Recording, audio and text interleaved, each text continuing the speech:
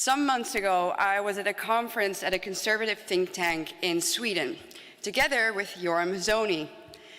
In my speech there, I spoke about the tyrannical COVID measures and how I felt that the dangers of the QR society were much more prevalent than most people thought.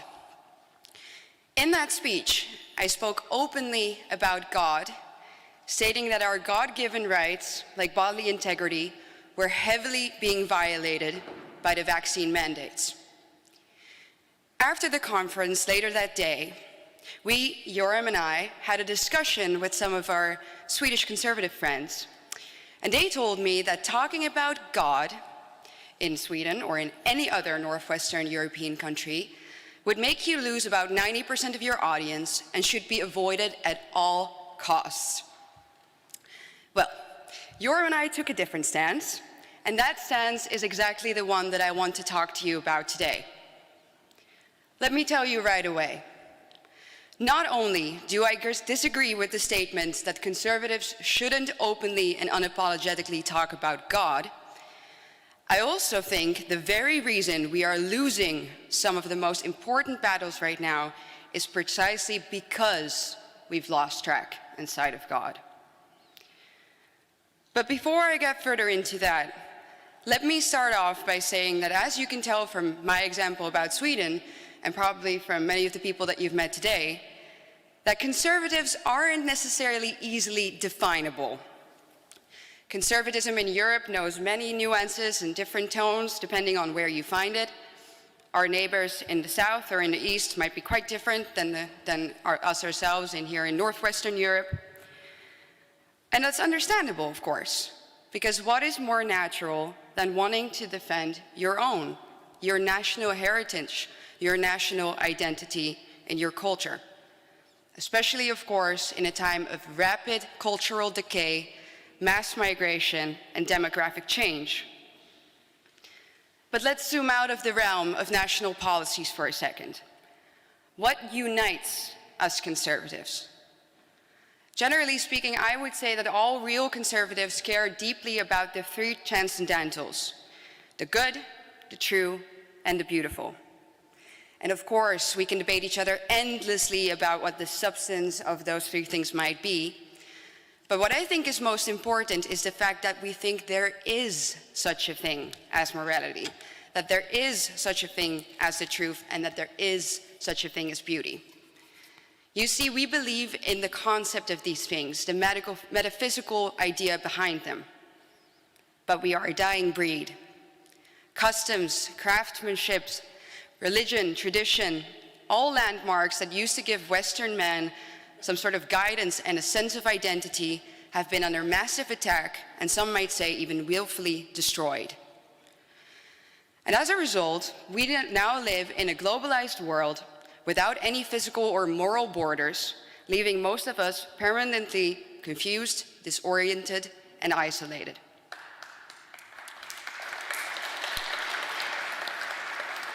And ladies and gentlemen, that is exactly the fate that the globalist neoliberal elites have in mind for us. And it's not so difficult to guess why.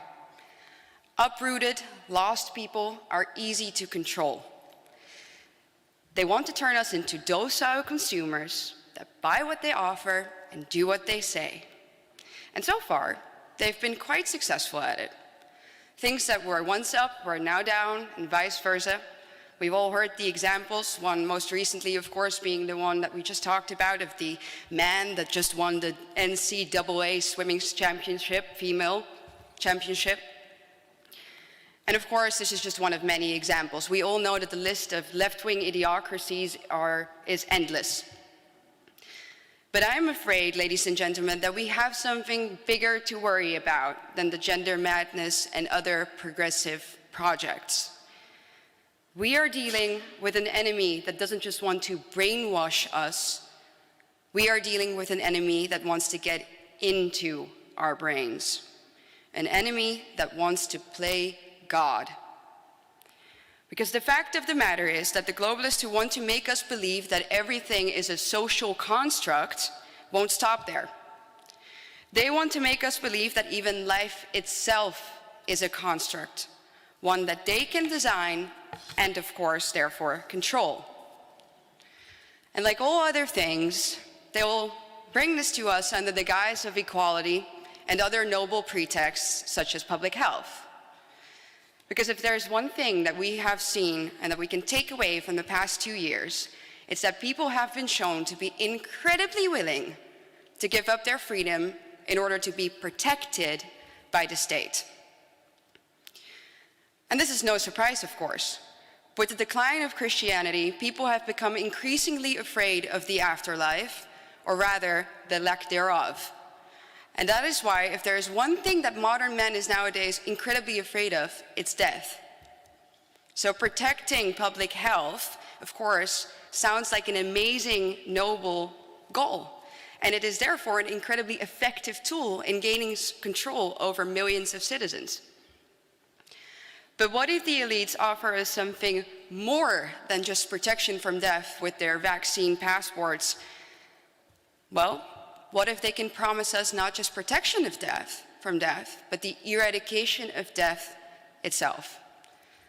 Well, that's where transhumanism comes in. Transhumanism promotes the view that the human species should take control over its own evolution through technology.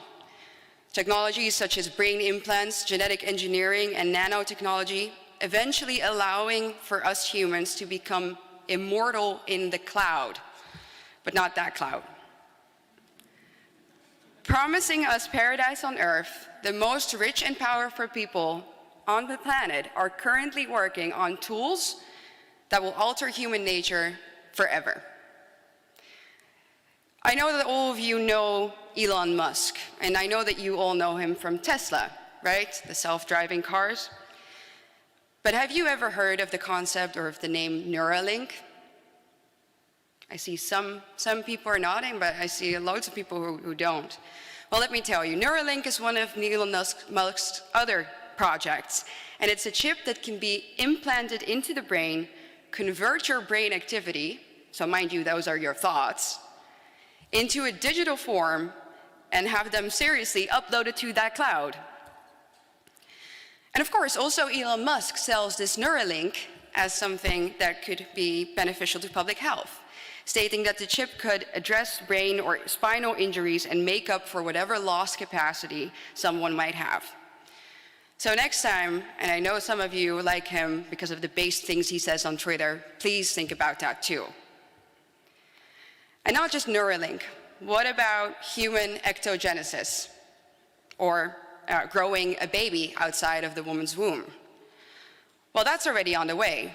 Chinese scientists reportedly already have created an artificial womb for fetuses to safely grow in what they call a robotic nanny. Not a mother, a nanny.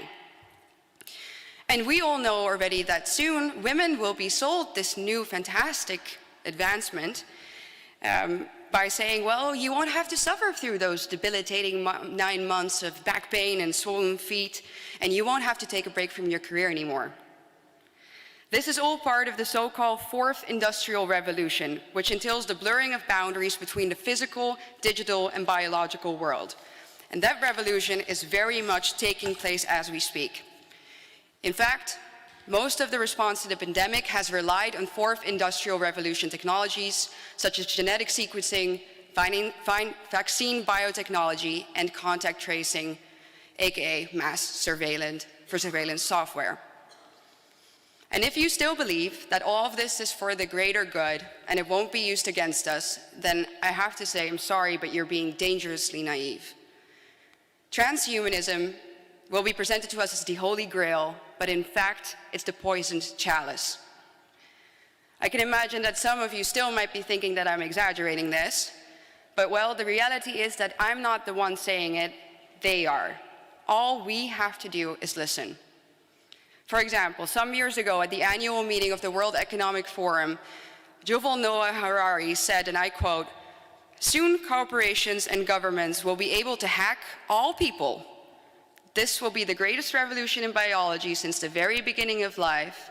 Science is replacing evolution with intelligent design, not the intelligent design of some god above the clouds, but our intelligent design," end of quote. Bottom line is, ladies and gentlemen, we don't take our enemies seriously enough. We can't seem to imagine that there are people on this earth who want to create a new human, a new world that is evil. As Baudelaire once said, the greatest trick the devil ever pulled was convincing the world he didn't exist. And he was right. Because how do we expect to win a war against enemies that we don't even see for what they are? Well, if we don't see it, we won't win that war. But yet there is solace and there is hope. Because what happens when humans try to change their nature? All you have to do is think about the story of Icarus. He thought he could change his human nature and fly to the sun. And what happened to him? He came crashing down. So in the end, especially us Christians who believe in God, we know that playing God never has worked and it never will work. Evil will perish in the end.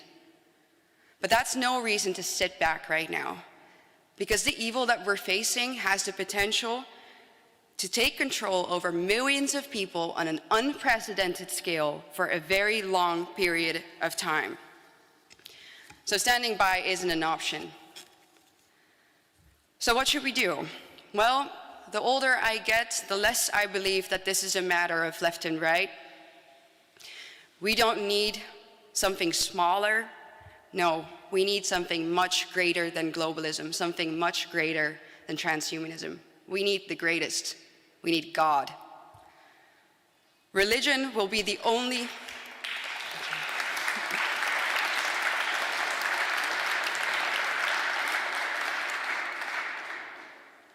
Religion will be the only antidote to the evils of transhumanism and globalism. And sadly, I really don't believe that anything else will cut it. We are fighting such a large evil that only with him on our side, and we do have him on our side because we have the truth on our side, we will win this fight. But if we spend our energy on hiding him, because we might lose some people in our audience, well then why would he be there for us? I've often heard conservatives say, oh, but Christianity in the West, it's done. We can't get the youth, we'll scare them off. Well, we might, but we are a civilization at the brink of extinction. And we can go argue that we can save this all with secular liberal values, but we've been doing that for decades, and how is it working for us?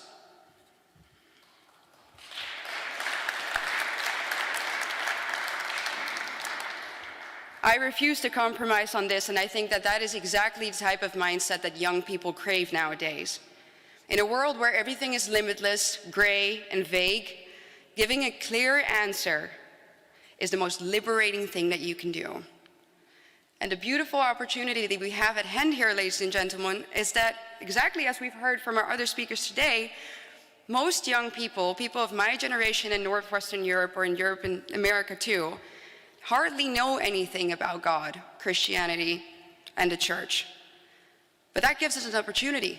We are much more of a blank slate than the generation of our parents who rebelled against the church because they were grown up in the spirit of the 68 ans. But how do we expect to have people turn to God and the truth if we don't introduce them to them? The Bible says the truth will set you free. So will we embrace the lies and globalism and watch Europe destroy itself from within? Or will we embrace the truth and fight for it? I know what we should do. Thank you very much.